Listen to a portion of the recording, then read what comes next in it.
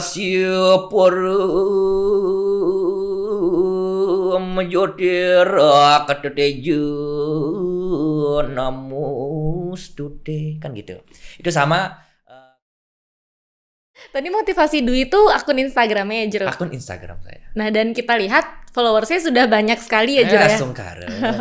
Nah bagaimana nih pendapat Jero mengenai pemanfaatan sosial media di kalangan remaja? Ya. Jadi kalau kita berbicara masalah sosial media, banyak orang saat ini bergebu-gebu ya. Banyak orang saat ini bergebu-gebu untuk mendapatkan followers dengan cara yang tidak begitu baik ya. Salah satunya nih contoh, apalagi di zaman milenial seperti saat ini yang sering terjadi. Kalau saya lihat ya, sebagai pengamat sosial media, sebagai pelaku sosial media itu sendiri, jadi banyak orang-orang atau remaja-remaja mendapatkan followers dengan cara yang singkat.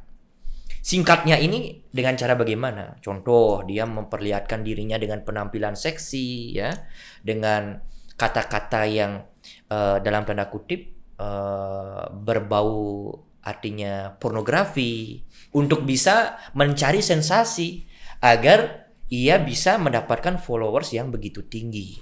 Tetapi kalau saya berbeda. Cara saya untuk mendapatkan followers ini dengan cara memberikan motivasi. Memberikan motivasi kepada anak-anak muda karena itulah daya jual yang saya miliki. Tapi astungkara anak-anak muda terketuk hatinya untuk mengikuti, untuk bisa melihat-lihat motivasi yang saya beri. Tujuannya tiada lain adalah untuk bisa menginspirasi mereka, anak-anak muda mungkin yang sedang galau, mungkin yang sedang putus cinta, mungkin yang sedang mengalami problem di dalam keluarga. Saya akan berikan motivasi-motivasi yang tidak rumit, tidak sulit, mampu mudah diartikan, dan itu bisa mengena dan sering terjadi di lingkungan sekitar kita.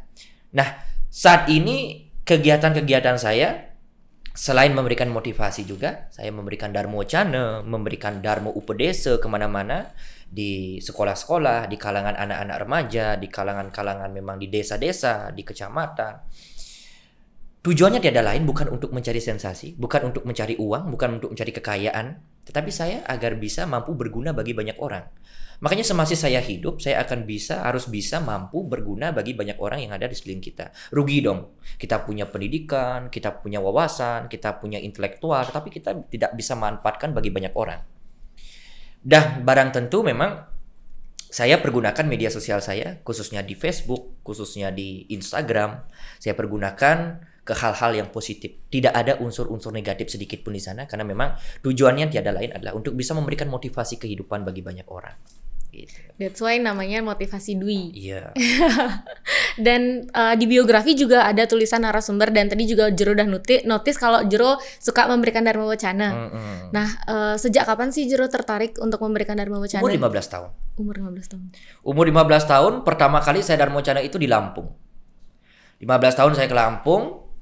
Terus setelah saya di Lampung, dari Lampung dulu terkenalnya saya, awalnya itu di Lampung. Setelah di Lampung, dikenal oleh masyarakat Lampung. Lalu saya Dharma Wacana di kalangan seusia saya, remaja-remaja. Remaja-remaja seusia saya di kalangan pada saat itu masih duduk di bangku SMP, ya, SMP. Saya dari SMP di kalangan remaja-remaja, saya berikan motivasi, saya berikan Dharma Wacana. Lalu astungkara bisa meningkat terus, dan saat ini banyak job-job Dharma Wacana yang sudah saya lakukan, baik itu bersinergi dengan pemerintahan, baik itu juga bersinergi dengan aparat desa, dengan perjuru desa, baik itu datang ke peseraman-peseraman untuk bisa memberikan Dharma Wacana, bukan hanya memberikan motivasi Dharma Wacana saja, tetapi saya bisa memberikan Dharma Wacana tentang ilmu keagamaan, filsafat, kebudayaan, dan juga intisari sesuai dengan swadharma manusia pada umumnya, sesuai dengan peluduk-peluduk atau sesuai dengan sastra-sastra umat Hindu yang sudah ada, begitu. Nah, tadi kan kita juga sempat notice tentang sosial media ya Jero ya. Nah, kalau misalnya ada nih orang bilang a big power become a big responsibility kan gitu. Nah, jadi followers yang Jero punya di Instagram itu kan tentunya a big power ya buat Jero sendiri. Nah, itu apa nggak beban Jero? Sebenarnya sih beban. Bebannya bagaimana? Bebannya adalah Dengan followers yang begitu banyak, apakah kita mampu bertanggung jawab dengan semua followers itu?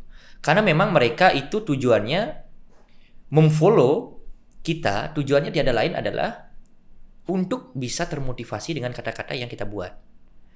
Nah, sementara apakah saya di usia muda yang masih dalam notabene tergoncang, ya, masih tergoncang, masih dalam proses masa labil, masih dalam proses goncangan, apakah saya mampu untuk bisa bijaksana, selalu bisa berjalan di jalan dharma? Nah, inilah sebagai beban saya. Saya harus bisa menyontohkan kepada orang lain sebelum saya memberikan contoh kepada banyak orang. Tentu saya sendiri harus bisa juga ibaratnya bukan hanya sekedar berbicara saja, bukan hanya sekedar membuat kata-kata motivasi saja, tetapi harus mampu juga mengimplementasikan dalam kehidupan sehari-hari. Begitu. Itu beratnya sih menurut saya. Ya, benar sekali. Dan tentunya pasti di mana-mana ketemu orang juga kan pasti tahu. Iya, begitu. Jadi kadang-kadang saya agak sedikit canggung untuk datang ke tempat-tempat yang memang ya kurang baik lah, ibaratnya seperti dunia-dunia di klub-klub malam. Apalagi saya tipe orang yang tidak pernah shopping. Karena ketika saya shopping, selain uang tidak punya, tetapi saya malu juga kalau kita kemana-mana shopping kan, malu juga dengan banyak-banyak orang kan yang mengetahui kita sudah dikenal oleh banyak orang. Saya sebenarnya kemana-mana berpakaian yang tertutup gitu, berusaha untuk agar tidak dilihat oleh banyak orang.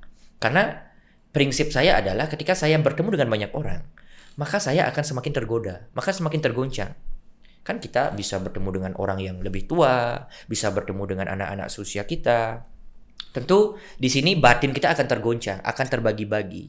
Makanya saya itu lebih baik kalau saya sudah ada waktu luang, saya lebih baik diam di rumah saja. Lebih berbanyak baca buku, mungkin menerima tamu di rumah. Karena kan sering tamu-tamu datang ke rumah, sering menerima tamu. Sering juga karena kegiatan saya adalah untuk melakukan usade. Usade itu adalah pengobatan tradisional. Saya melakukan pengobatan tradisional di rumah. Jadi kegiatan-kegiatan saya lebih sedikit di luar rumah. Lebih banyak ketika libur saya manfaatkan di dalam rumah saja gitu. Oke. Dan remaja kita itu kan sering rata-rata kayak kurang suka gitu ya Jero ya dengan agamaan maupun keagamaan. Karena mungkin menurut mereka agama apapun yang berbau agama itu kayak oldies gitu. Nah, jadi dengan kehadiran Jero sebagai generasi milenial kan tentunya menjadi wajah baru nih untuk menarik remaja-remaja generasi muda Bali untuk ibaratnya bisalah menuju jalan yang benar. Nah, gimana tuh pendapatnya? Jadi sebenarnya apa yang membuat masyarakat kita ini mulai takut kalau masalah berbicara agama? Karena agama Hindu kita sebenarnya ini dianggap rumit, dianggap sulit, dianggap rumit. Coba kita bayangkan. Contoh agama Hindu kita di Bali. Agama Hindu di Bali kan tidak pernah terlepas dengan adanya kebudayaan. Kebudayaan tidak lepas dengan adanya upacara. Ya. Upacara tidak lepas dengan adanya adat istiadat kultur kebudayaan yang ada di masing-masing daerah itu sendiri. Jadi sudah barang tentu ketika kita berbicara masalah konteks keagamaan yang dalam lingkupnya adalah yadnya atau upacara adat, maka itu dianggap rumit. Apalagi nih, contoh seperti Anda sendiri. Kalau misalnya berbicara masalah Banten, kan udah pasti dah terngiang-ngiang dalam pikiran sudah merasa takut kalau bisa bicara masalah Banten. Karena apa? Karena Banten ini bersifat universal, banyak sekali jenis-jenis Banten ini. Dan perlu saya garis bawahi, jangan pernah kita sebagai anak muda takut dengan adanya upacara. Kalau misalnya berbicara masalah upacara, takut dah kita. Upacara itu sendiri adalah sebuah simbol semata. Simbol semata ketika manusia ini memiliki keterbatasan untuk memuja Tuhan. Makanya saya akan sedikit bercerita agar masyarakat dan juga anak muda bisa memahami dan mengetahui mengenai tentang upacara itu sendiri. Di dalam kita konteks yadnya ini kan dalam artian pengorbanan suci yang berlandaskan dengan ketulus ikhlasan. Kan begitu. Bukan lagi saat ini pengorbanan suci. Saya akan ralat itu kata-kata pengorbanan. Kita tidak perlu berkorban dengan Tuhan. Karena Tuhan telah memiliki segalanya. Tuhan telah memiliki segalanya. Tuhan memiliki bumi kita. Segala yang ada, yang tumbuh dan yang hidup di bumi ini semua milik Tuhan. Sudah barang tentu bukan lagi pengorbanan suci tetapi persembahan suci. Kita mempersembahkan kepada Tuhan sesuai dengan rasa sujud bakti kita. Karena kita bersyukur kehadapan beliau karena telah diberikan segala anugerah yang berlimpah. Jadi saya sering menekankan kepada anak muda, Tuhan tidak pernah meminta kepada umatnya. Umatnya lah yang sering meminta, namun saya mengatasnamakan Tuhan. Inilah yang membuat sulit di kalangan anak muda, khususnya di kalangan masyarakat pada umumnya. Sudah tentu pasti, kita harus harus memiliki intelektual yang begitu tinggi, harus memiliki wawasan yang begitu universal. Kita harus kritis dalam menangani hal di bidang keagamaan itu sendiri. Apa yang kita bisa, maka itulah yang akan kita aturkan. Jangan pernah kita memperumit. Kadang-kadang kan kalau sudah ada upacara begini, Banten harus begini. Yang minta siapa? Pernahkah Anda atau saya atau kalian pernahkah melihat atau mendengarkan Tuhan meminta sesuatu kepada umatnya? Tidak pernah. Yang sering meminta itu siapa? Harus begini. Yang mengharuskan itu siapa? Kan diri kita sendiri. Jangan sampai kita melakukan yadnya itu dengan cara yang terpaksa. Katanya tulus ikhlas, tapi kada unsur paksaan, maka di dalam konteks game tatu siwa tatu ketika kita melakukan upacara yang disebutkan ayu kita ujar pergas. Ketika kita melakukan upacara, jangan pernah kita saling dengki, saling memarahi, saling mencaci maki. Maka semakin tinggi yadnya kita, utama gelar yadnya kita. Kalau sudah kita ada marah, ada iri, ada dengki, ada kesedihan, maka yadnya yang kita aturkan itu akan menjadi niste. Tetapi ayu ujar gangsul. Ayu ujar gangsul ini tidak boleh kita membicarakan keburukan orang lain ketika kita beriadnya. Ujar ayu tesire, selalu kita melakukan upacara itu dengan berbicara yang santun, berbicara sopan kepada semua orang. Yadnya ini kan dalam trik kerangka umat Hindu kan ada 3. Ada tatwa, susila, etika, upacara. Tatwa atau etika, susila, upacara ini kan yang nomor 3. Yang pertama yang harus kita ketahui sebelum kita berupacara itu adalah tatwanya. Kita harus tahu sumber daripada upacara itu di mana. Dari mana sumbernya, dari mana datang sumbernya. Lalu susila itu bagaimana cara kita mengimplementasikan dengan konteks yadnya ini ke masyarakat dengan tujuan baik. Jangan pernah kita melakukan upacara dengan sifat rajasika atau tamasika. Rajasika, tamasika ini seperti contoh untuk memperlihatkan kekayaan, kita melakukan upacara yang besar.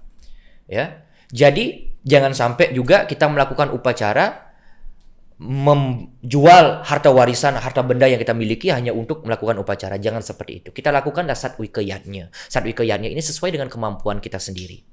Karena kan seperti kata sastra, seperti kata Weda, seperti kata kitab suci kita. Kan tidak ada bantan-bantan yang lain-lainnya. Pasti di sana apapun yang Anda miliki, baik itu sehelai daun, baik itu setangkai daun, setangkai bunga, baik itu sebuah-buahan yang kita miliki, kalau sudah didasari dengan keikhlasan, maka Tuhan akan menerimanya dengan baik. Begitu. Panjang. Panjang. Nah itu tadi pemaparan mengenai upacara yadnya juga sekali. Ada. Nah balik lagi nih ke sosial media. Untuk sosial media yang Jero punya itu, apakah Jero juga menge-share pesan-pesan positif ke anak-anak muda atau sosial media hanya digunakan sebagai tempat curhat? Sebenarnya dipergunakan sebagai untuk memotivasi, bukan curhat ya. Sebenarnya beda kalau curhat dengan motivasi. Tetapi motivasi saya itu seperti curhat. Kenapa? Karena ingin mengena kepada orang yang membacanya. Biar enggak nih, saya kan lihat-lihat sering motivasi-motivasi yang sudah tenar, sudah memiliki nama. Dia memberikan motivasi kata-kata yang memang sudah dimengerti. Karena apa? Karena itu belum terjadi. Motivasi yang dimiliki atau yang diberikan oleh motivator-motivator kita yang lain, itu kebanyakan motivasi untuk menghindari sesuatu yang terjadi di kemudian hari. Tapi kalau saya tidak. Sudah terjadi, saya berikan motivasi agar yang terjadi itu tidak terulang kembali. Contoh, perselingkuhan, cinta. Yang itu terjadi, yang sering-sering terjadi itu yang sudah kita lihat secara langsung dalam dunia nyata, itulah yang saya buat. Saya rangkai melalui dengan kata-kata agar indah dipandang, agar bisa dimengerti oleh banyak orang, karena yang membaca bukan hanya orang yang dewasa yang berpendidikan, tetapi banyak-banyak anak-anak muda, anak-anak yang masih duduk di bangku SD, agar mereka juga bisa mengerti dan memahami isi daripada intisari motivasi yang saya beri. Gitu. Wow, luar biasa sekali. Terakhir nih Jero, ada pesan nggak untuk sahabat religi khususnya generasi milenial? Ya, pesan saya adalah jadilah diri sendiri. Jangan pernah mengeluh. Semua orang pasti punya masalah dalam hidupnya. Semua orang pasti memiliki problem dalam dirinya. Masalah, ujian, caci maki, hinaan, semua itu terjadi karena Tuhan memberikan segalanya kepada diri kita, baik itu ujian, cacian, hinaan, semua itu bersumber dari Tuhan. Bukan hanya Tuhan memberikan kita kebahagiaan dan umur, tetapi Tuhan juga memberikan bagaimana cara kita agar bisa lebih kuat untuk mengalami proses kehidupan di dunia ini. Salah satu contoh saya akan berikan sebuah motivasi. Ketika kalian saat ini mengalami sebuah masa pandemi, pasti terjadi permasalahan di mana-mana. Banyak kesimpangan ekonomi, banyak penyimpangan pendidikan, apalagi anak muda seperti saya yang masih duduk di bangku sekolah. Tentu saja berpengaruh. Karena apa? Karena saat ini sudah daring. Kadang-kadang guru hanya memberikan tugas, memberikan pertanyaan tanpa menjelaskan terlebih dahulu. Karena banyak di antara kita harus bisa introspeksi diri. Jangan sampai kita lalai dengan anak muda kita saat ini. Seorang guru itu orang yang sangat penting. Profesi guru itu adalah profesi yang sangat penting. Jangan hanya menilai atau mengharapkan gaji saja. Tetapi gaji dan pekerjaan itu harus seimbang. Kasihan anak-anak muda kita. Saya sering mengalami banyak hal yang sering terjadi di dunia pendidikan. Banyak yang mengeluh kepada diri saya. Kadang-kadang, contoh yang sering terjadi. Diberikan tugas. Pertanyaan yang begitu banyaknya. Tapi tidak dijelaskan. Apa yang terjadi? Maka kebodohan yang terjadi. Bukan kepintaran, tapi kebodohan. Kenapa saya berani mengatakan kebodohan? Maka anak-anak itu karena tidak tahu penjelasan yang disampaikan. Sudah ada pertanyaan. Jadi dia hanya bisa mencari di Google, copy paste, dan lain sebagainya. Barang tentu sudah akan menjadikan anak muda ini menjadi bodoh. Yang pintar itu siapa? Yang pintar itu Google-nya, bukan anaknya. Malah menjadi anak muda kita itu akan menjadi lebih malas untuk belajar. Kan begitu.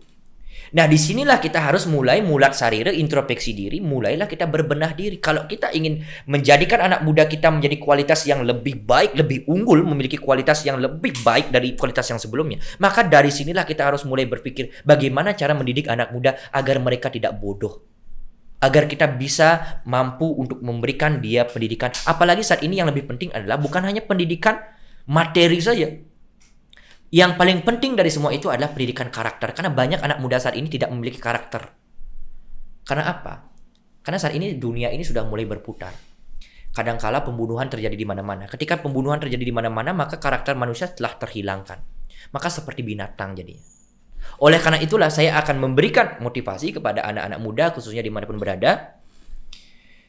Seperti yang saya sampaikan tadi, hidup ini adalah sebuah ujian, hidup ini adalah sebuah tantangan. Kalau kita mampu mengalami atau menjalani tantangan yang sudah Tuhan takdirkan, maka kita akan mengalami sebuah proses di mana kita akan menemukan jati diri kita yang sebenarnya. Di dalam tantangan hidup kita, banyak terjadi cacian, banyak dihina, banyak direndahkan. Contoh seperti saya sering dihina, saya sering direndahkan. Tapi prinsip hidup saya bagaimana? Semakin banyak orang merendahkan diri saya sebagai manusia semakin bangga. Kenapa saya bangga kepada orang-orang yang sering menghina atau merendahkan diri saya? Perlu kita ketahui bersama. Ketika kita atau kalian atau diri Anda sering dihina, sering direndahkan, maka kalian harus bisa berbangga kepada diri kalian sendiri. Kenapa demikian? Karena itu tandanya diri kalian itu sudah berada di puncak gunung yang tinggi. Orang yang menghina, yang merendahkan itu berada di bawah puncak gunungnya. Berada di bawah, masih di kaki gunung. Sehingga ketika kita sudah berada di puncak gunung yang tinggi, kita dihina dan direndahkan. Agar kita yang sudah berada di puncak, agar bisa sejajar rendahnya sama orang-orang yang merendahkan itu. Prinsip saya seperti itu. Makanya semakin banyak orang menghina saya, semakin banyak orang yang merendahkan saya, berarti saya sudah berada di puncak gunung yang tinggi. Sehingga banyak orang ingin menyernakan, artinya menyetarakan. Ya, itu maksudnya. Itu ingin menyetarakan. Itu maksudnya dengan orang-orang yang masih ada di bawah, begitu. Dan masalah, ujian, caci maki, semua itu datangnya dari Tuhan. Tuhan memberikan kita masalah, ujian bukan karena Tuhan membenci diri kita, melainkan karena Tuhan menginginkan atau menyayangi diri kita untuk bisa mendidik diri kita agar bisa lebih kuat dari sebelumnya. Begitu sih menurut saya ya. Begitu menurut saya. Dan dengan berpikir seperti itu kan tentunya hal-hal positif juga kita tumbuhkan dari diri kita sendiri. Iya, benar sekali. Oke, baik, terima kasih banyak Jero Sarang-sarang. karena telah berkenan hadir untuk berbagi di Sukma Iya, Podcast kali ini. nggih, terima kasih juga sudah mengundang saya. Jadi saya bisa sedikit bercerita banyak hal mengenai tentang kehidupan dan juga filosofis kehidupan, motivasi kehidupan agar bisa berbagi kepada anak muda pada umumnya. Oke sahabat religi, demikian tadi obrolan singkat kita bersama Jero Dasaran Alit sebagai seorang motivator muda. Nah, semoga apapun yang kita perbincangkan tadi dapat bermanfaat bagi sahabat religi dimanapun berada. Soekarno pernah berucap, beri aku 10 pemuda maka akan kuguncangkan dunia. Nah, untuk itu kita sebagai generasi milenial dan generasi muda sudah sepatutnya kita berprestasi dan menebarkan hal-hal positif tidak hanya untuk diri kita sendiri, orang-orang sekitar kita maupun demi kemajuan bangsa kita. Nah, demikian tadi tayangan singkat kita di Sukma Podcast kali ini, dan jangan lupa untuk like, subscribe dan komen channel kita di sini, dan sampai jumpa di tayangan berikutnya.